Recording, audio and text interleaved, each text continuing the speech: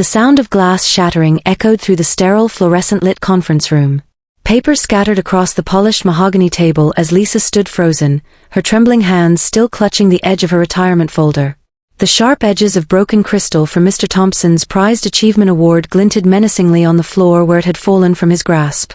His face was a mask of barely contained fury, the veins in his neck pulsing visibly beneath his perfectly tailored collar. "You think 32 years of service entitles you to some golden handshake?" Mr. Thompson's voice cracked like a whip, bouncing off the walls lined with framed company awards and certifications. "We're running a business here, not a charity." His expensive Italian leather shoes stepped closer to Lisa, who remained rooted to her spot, feeling the weight of every pair of eyes in the room boring into her back. Lisa's heart hammered against her ribcage, each beat resonating painfully in her ears. She could feel the familiar sting behind her eyes but refused to let the tears fall, not here, not in front of these people she'd worked alongside for decades. The young logistics consultant sitting at the far end of the table, what was his name again? Bradley? Brandon? Was watching the scene unfold with an expression that hovered between fascination and discomfort. "I'm just saying," Lisa managed to choke out, her voice steadier than she expected, "that according to company policy, I'm entitled to." "Policy?" Mr. Thompson barked a bitter laugh, cutting her off mid-sentence. "Let me tell you something about policy, Lisa. Policy is what keeps this company alive in a world where efficiency is king. And right now, we need fresh blood, new ideas." He gestured dramatically toward the young man at the table, whose presence suddenly felt unbearably heavy in the room. "People who understand modern logistics, digital transformation, supply chain optimization." The words hit Lisa like physical blows, each one stripping away another layer of dignity she'd carefully maintained throughout her career. She remembered when Mr. Thompson had been a junior manager, how he used to seek her advice on supplier negotiations and inventory management. Back then, he'd called her the backbone of operations, crediting her expertise for steering them through their most challenging seasons. Now, standing before her in his custom-tailored suit, he seemed like a stranger wearing a familiar face. The other executives around the table shifted uncomfortably in their seats, avoiding eye contact with both parties. Lisa recognized the look. It was the same expression they wore when witnessing a particularly brutal boardroom battle. Some were scribbling notes, others pretending to be engrossed in their tablets, but none dared to intervene. After all, everyone knew how this story typically ended, with the seasoned veteran being shown the door while the bright-eyed consultant took center stage. "What about my contributions?" Lisa asked, surprised by the strength in her own voice. "I built this department from scratch. I know every supplier, every contract, every potential risk in our entire network." Her fingers tightened around the folder, creasing the important documents inside. "You can't just replace 3 decades of experience with progress." Mr. Thompson supplied smoothly, his tone dripping with condescension. "That's exactly what we're doing. Your methods are outdated, Lisa. We need someone who can implement real change, not just maintain the status quo." He turned to face the young consultant, his features softening immediately. "Bradley here has already identified several areas where we can cut costs by 30% or more." Lisa's vision blurred momentarily as she processed the implications. 30% cost-cutting measures usually meant eliminating safety margins, reducing quality control checks, and pushing suppliers to their breaking points. She'd seen it happen before, watched companies crumble under the weight of such aggressive optimization strategies. But arguing further would only prolong the inevitable humiliation.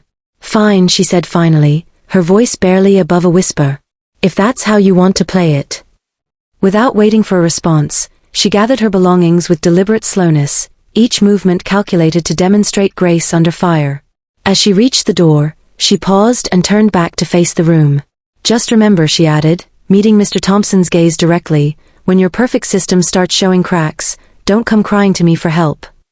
The tension in the room was palpable as she walked out, leaving behind not just her position but an entire era of institutional knowledge that couldn't be easily replaced. In the hallway, she leaned against the cool wall, taking deep breaths to steady herself. The irony wasn't lost on her. After dedicating her life to building a robust supply chain, she was being discarded like yesterday's news. But as she straightened her shoulders and headed toward her office to collect her personal belongings, a small part of her mind registered something crucial. Mr. Thompson had forgotten something fundamental, something that could potentially bring his entire empire crashing down. In the weeks that followed, Lisa found herself unable to completely detach from the world she'd helped build. Despite her forced departure, the intricate web of relationships she'd cultivated over 3 decades refused to release her. Former colleagues continued reaching out, seeking advice on increasingly complex issues that Bradley, the new logistics consultant, seemed ill-equipped to handle. At first, she politely declined their requests, reminding herself that she no longer bore any responsibility for the company's success or failure. But as the problems grew more severe, and the calls became more desperate, she found herself drawn back into the orbit of the organization she'd once called home. The cracks began appearing almost immediately after her departure. Suppliers who had enjoyed long-standing relationships with the company started expressing concerns about payment terms and delivery schedules. Several key vendors, who had always received special consideration during peak seasons, found themselves suddenly squeezed by Bradley's aggressive cost-cutting measures. Lisa learned this not through official channels, but through the informal network she'd painstakingly built over the years, the same network Mr. Thompson had dismissed as irrelevant in his quest for modernization. One particular incident stood out among the growing list of problems. A major pharmaceutical client, whose business had been secured through years of meticulous relationship building, complained about irregularities in temperature-controlled shipments. Lisa remembered how she'd personally negotiated the specialized handling requirements for their sensitive products, ensuring that every link in the supply chain was properly equipped to maintain the necessary conditions. Bradley, in his enthusiasm to optimize costs, had switched to a cheaper transportation provider without fully understanding the implications. The ramifications quickly spiraled out of control. The pharmaceutical company issued a formal warning, threatening to terminate their $1 million contract if the issues weren't resolved immediately. When Lisa received the frantic call from Sarah, the account manager who had taken over her old responsibilities, she could hear the panic in the younger woman's voice. "He doesn't understand," Sarah had whispered urgently. "Bradley thinks it's just about finding another carrier, but it's so much more complicated than that." As Lisa listened to the unfolding crisis, memories flooded back, lessons learned from past disasters, delicate negotiations conducted over late-night phone calls, emergency protocols developed through trial and error. Each piece of knowledge represented years of experience, countless hours spent troubleshooting and refining processes. These weren't just abstract concepts or data points. They were living, breathing components of a system that had evolved organically over decades. And now, they were being systematically dismantled by someone who viewed them merely as inefficiencies to be eliminated. The weight of what was happening pressed heavily on Lisa's conscience. She watched from the sidelines as former colleagues scrambled to address issues they barely understood, their usual confidence replaced by desperation. The company's IT department struggled to integrate Bradley's proposed digital solutions with legacy systems that he hadn't bothered to comprehend fully. Customer service representatives fielded increasing numbers of complaints about delayed shipments and damaged goods, their carefully maintained satisfaction ratings beginning to plummet.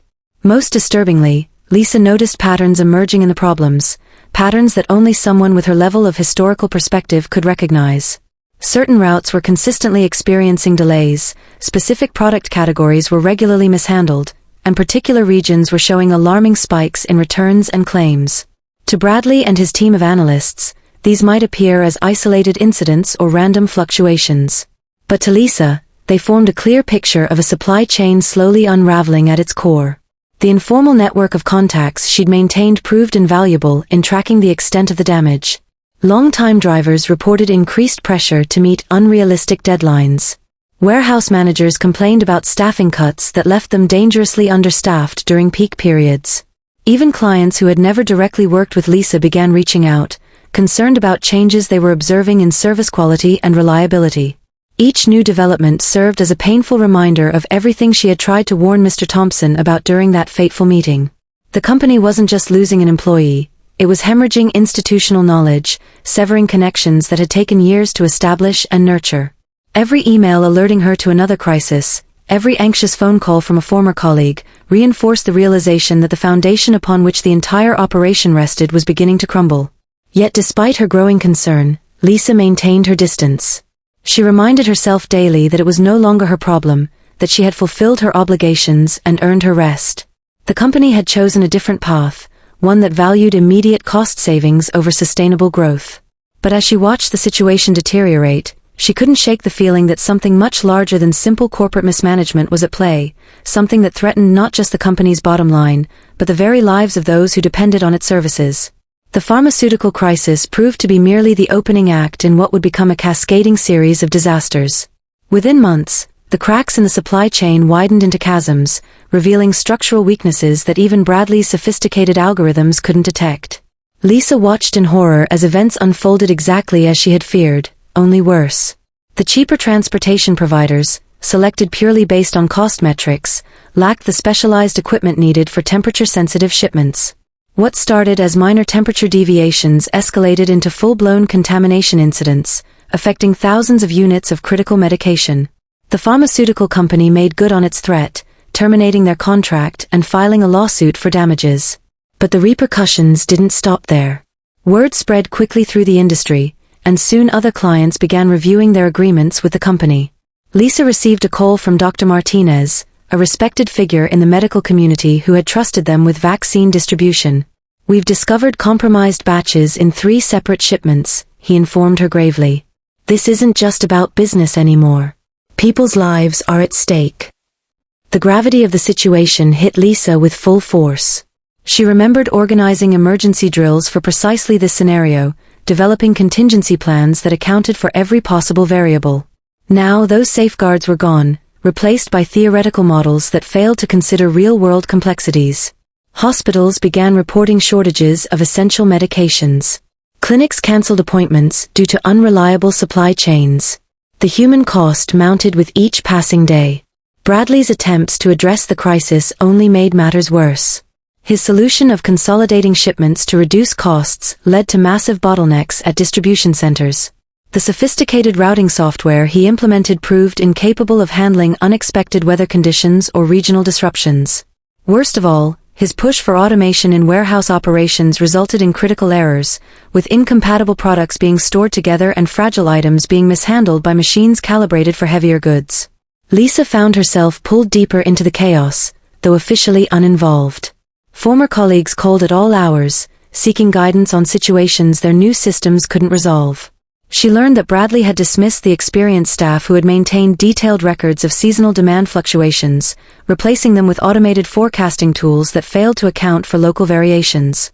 The holiday rush caught them completely unprepared, leading to widespread stockouts just as demand peaked.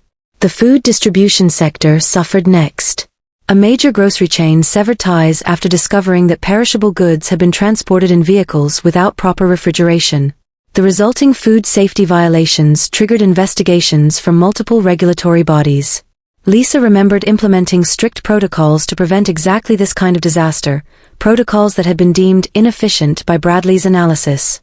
Now, those same efficiencies were costing the company millions in fines and lost business. Most troubling of all was the impact on smaller independent suppliers. Many had relied on the personalized support and flexible terms that Lisa had negotiated over years of partnership.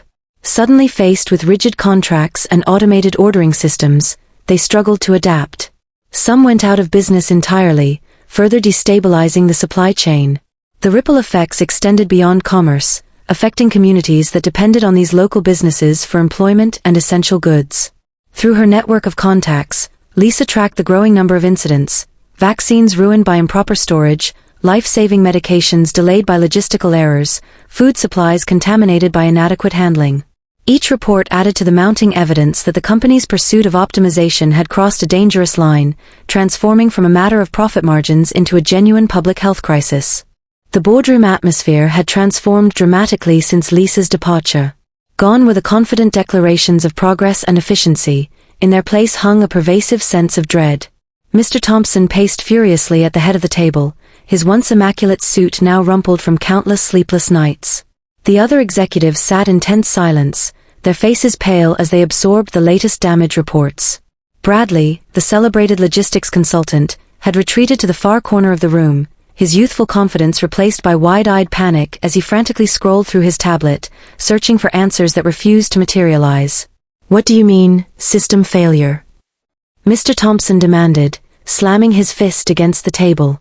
"We paid millions for your state-of-the-art software. Where are the safeguards? The redundancies?" His voice cracked on the last word, betraying the fear that had taken root beneath his manufactured bravado. "The algorithms can't account for variables they weren't programmed to recognize," Bradley stammered, his hands trembling as he adjusted his glasses. "The recent hurricane disrupted shipping routes differently than historical patterns suggested. Our automated rerouting system failed to anticipate the infrastructure damage in certain regions." Lisa would have known exactly which regions to avoid, having personally navigated similar storms in the past. She would have remembered the bridge repairs still underway near Savannah, the port restrictions in Charleston, the backup routes that required special clearance. But her institutional knowledge had been deemed obsolete, replaced by digital predictions that couldn't factor in human experience. "3 major clients terminated their contracts this morning," announced Margaret from legal, her voice barely audible. "And we're facing multiple class action lawsuits. The FDA investigation alone could bankrupt us." She placed a thick file on the table, its contents detailing violations, non-compliance issues, and safety breaches that read like a catalogue of everything Lisa had spent her career preventing. Mr. Thompson sank into his chair, his face buried in his hands. Through the window behind him, the city skyline twinkled indifferently, unaware of the catastrophe unfolding within these walls. The irony wasn't lost on anyone. The very efficiency measures intended to secure the company's future had accelerated its downfall. The pristine whiteboards that once displayed ambitious growth projections now bore hastily scrawled notes about crisis management and damage control. "We need to recall everything shipped in the last 6 months, declared the head of quality assurance, his voice shaking. "Every single shipment needs to be verified for compliance. It's going to require manpower we don't have, resources we can't afford, and time we don't possess." His statement hung in the air, punctuated by the distant sound of phones ringing incessantly in the customer service department below. The financial reports projected on the wall told a grim story.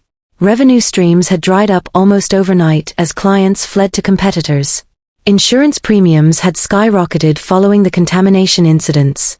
Regulatory fines mounted daily, accompanied by threats of criminal charges for negligence. The company's stock price, once the pride of Wall Street analysts, had plummeted to levels that made acquisition impossible and bankruptcy inevitable. "What about emergency funding?" Mr. Thompson asked, grasping at straws. "Asset liquidation? Cost-cutting measures?" His questions bounced off the walls, meeting only silence from his team. They had already cut to the bone, sacrificed everything that made the company reliable and trustworthy. There was nothing left to trim without completely destroying what remained of their operation.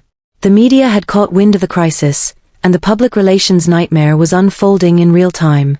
News outlets ran stories about the contaminated medications, featuring interviews with patients who had suffered adverse reactions. Social media buzzed with outrage from small business owners who had lost their livelihoods due to supply chain disruptions. Politicians called for investigations into corporate negligence, while consumer protection groups demanded accountability. In the midst of this chaos, Lisa's phone vibrated constantly with messages from former colleagues. Some sought technical advice on containing the damage, others simply needed someone to listen as they processed the magnitude of their failure. Each communication carried the weight of missed opportunities, moments when experience had been dismissed in favor of innovation, when wisdom had been sacrificed for efficiency. The boardroom doors burst open, admitting a harried assistant carrying yet another crisis report. This time, it was about a major hospital network preparing to sue for endangering patient lives. As the documents circulated around the table, Mr. Thompson's shoulders slumped further, his earlier defiance completely drained away. The room fell silent except for the rustle of papers and the occasional beep of incoming emails, each notification another reminder of how thoroughly the company's foundation had collapsed. Through the large windows, dawn broke over the city, casting long shadows across the conference table. The light illuminated the stark reality of their situation, a company teetering on the brink of destruction, brought low not by external forces or market fluctuations, but by its own hubris and short-sightedness. And somewhere in the city, a woman who had dedicated her life to building this empire watched as the pieces fell apart, knowing exactly what had been forgotten in the rush toward progress. Lisa sat in her modest apartment, staring at the collection of messages flooding her phone. Each notification represented another piece of the puzzle falling into place, another confirmation of what she had known all along. Through her carefully maintained network of contacts, she had pieced together a comprehensive picture of the company's collapse, information that, in less desperate times, would have been dismissed as mere gossip or speculation. Now, It represented the company's only chance at redemption. Her inbox contained detailed reports from former colleagues, internal memos documenting Bradley's misguided decisions, spreadsheets highlighting critical errors in his implementation strategy, and transcripts of meetings where warnings had been ignored. Most valuable of all were the personal testimonies from key personnel throughout the supply chain, drivers who had flagged unsafe practices, warehouse managers who had documented procedural failures, and quality control specialists who had raised red flags about compromised shipments. Together, these fragments formed a damning narrative of corporate negligence. But Lisa possessed something even more powerful than documentation. Over 3 decades, she had cultivated relationships with every significant player in their industry, suppliers willing to speak truth to power, regulators who understood the nuances of compliance, and clients who recognized the difference between genuine service and superficial efficiency. These connections, forged through years of trust and mutual respect, represented leverage that no amount of money could buy.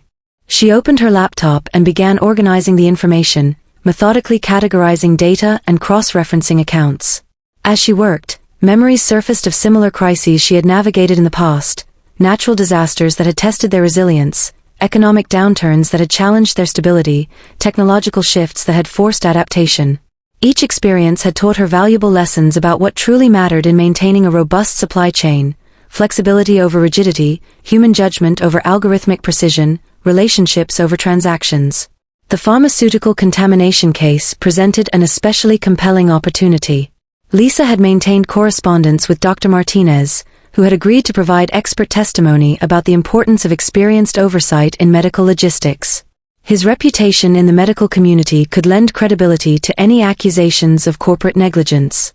Similarly, the small business owners affected by supply chain disruptions had formed a coalition, eager to share their stories with anyone who would listen. What troubled Lisa most was the moral dimension of the crisis. This wasn't merely about business failure or financial loss, it was about lives endangered by corporate arrogance. The contaminated medications had already caused harm, and the looming threat of future incidents weighed heavily on her conscience. Every moment she delayed action was another moment someone might suffer because of preventable mistakes. Her fingers hovered over the keyboard as she considered her options. The information she had gathered could destroy what remained of the company, fulfilling Mr. Thompson's worst fears.